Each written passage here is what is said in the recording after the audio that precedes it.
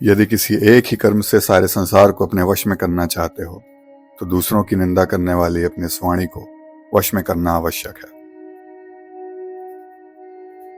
मन से सोचे हुए कार्य को कभी किसी से नहीं कहना चाहिए, परंतु मनन पूर्वक उसकी रक्षा करनी चाहिए और मौन रहते हुए उस बात को कार्य रूप में बदलना चाहिए।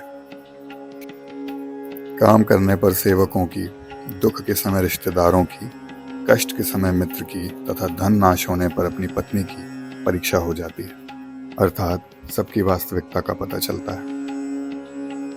बीमार होने पर, दुख के समय, अकाल पड़ने पर, शत्रु से घिर जाने पर, राज दरबार में तथा किसी परिजन की मृत्यु के समय आदि में जो व्यक्ति साथ नहीं छोड़ता, वास्तव में वही सच्चा मित्र होता है।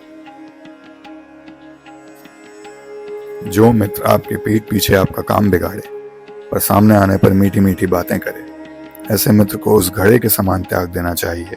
इसके मुंह पर तो दूध लगा होता है परंतु अंदर विष भरा होता है।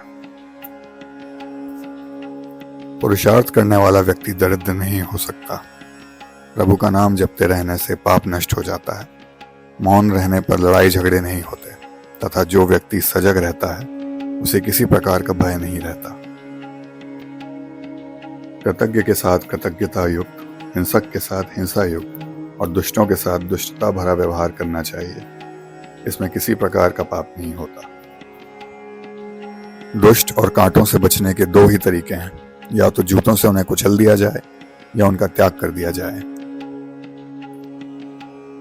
अपने धन के नष्ट होने को, मन के दुख को, पत्नी के दोषों को, किसी व्यक्ति द्वारा ठगे जाने को और अपना अपमान होने की बात किसी से भी नहीं कहनी चाहिए। बुद्धिमान व्यक्ति को सिद्ध की हुई दवा को, स्वयं किए जाने वाले धर्माचरण को, घर के दोष को, स्त्री के साथ संभोग की बात को, बेस्वाद भोजन तथा सुनी हुई बुरी बात को किसी के सामने प्रकट नहीं करना चाहिए। मित्रता बराबरी वाले व्यक्तियों से ही करना ठीक है। नौकरी राजा की अच्छी होती है। व्यवसाय में सबसे अच्छा काम व्यापार करना होता है। इसी प्रकार उत्तम गुणों वाली स्त्री की शोभा घर में ही होती है।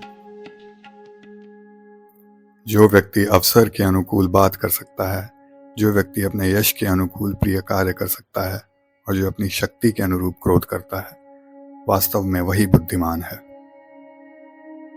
बुरे राजा की अपेक्षा बिना राजा का राज्य का होना अच्छा है। दुष्ट मित्रों की अपेक्षा मित्र का ना होना अच्छा है।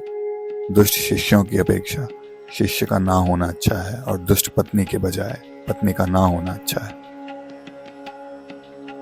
गंदे वस्त्र पहनने वाले, दांतों की सफाई ना करने वाले, अधिक भोजन करने वाले, कठोर शब्द बोलने वाले और सूर्योदय तथा सूर्यास्त तक सोने वाले व्यक्ति को लक्ष्मी त्याग देती है, भले ही वे साक्षात भगवान विष्णु भी क्यों ना हो।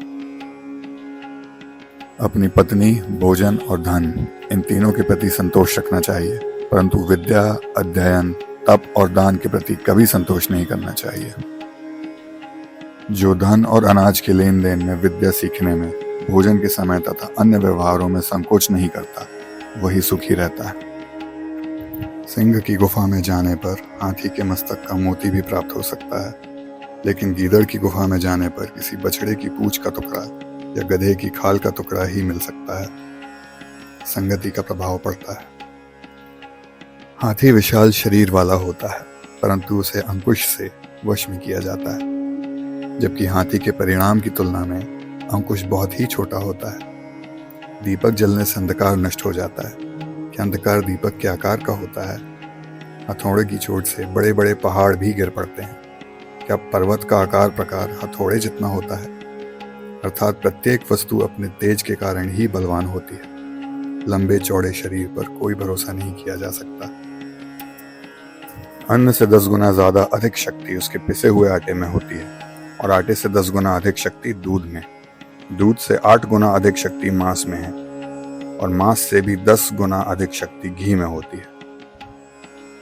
अपच की स्थिति में जल पीना दवा के समान होता है। भोजन पचने के बाद जल पीने से शरीर का बल बढ़ता है। भोजन के बीच में जल पीना अमृत के समान होता है, परंतु भोजन के अंत में जल पीना विष के समान हानिकारक होता है। इसलिए भोजन के बीच बीच में पानी पीते रहना चाहिए, इसके तुरंत बाद नहीं। अपने हाथों से गुथी हुई माला, अपने हाथों से घिसा हुआ चंदन और अपने ही हाथ से लिखी हुई प्रार्थना या स्तोत्र से भगवान की स्तुति करने से मनुष्य इंद्र की धन संपत्ति को भी प्राप्त कर सकता है। आप सभी का कल्याण हो। धन्यवाद।